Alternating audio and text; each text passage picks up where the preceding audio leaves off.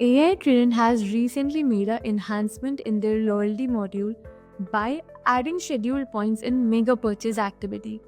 In this, sellers can give a chance to their customers to earn bonus points during a limited time frame like Christmas sales or seasonal sales.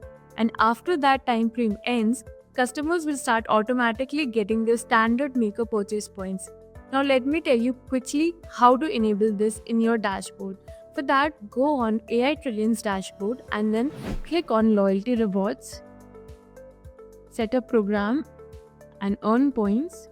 Go on Make a Purchase here, click on this, and this is how it looks like. This is your default points. Now you can enable the button from here. You can schedule points. For example, you want to give 30 points on every dollar spent. Have a start date here, for example 7th, timing, and schedule end date here, for example 14th, that time here. Name the campaign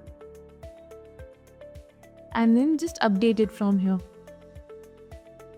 By doing this, you can give customers chance to earn more bonus points and drive purchases effectively. So go and try it now. Thank you.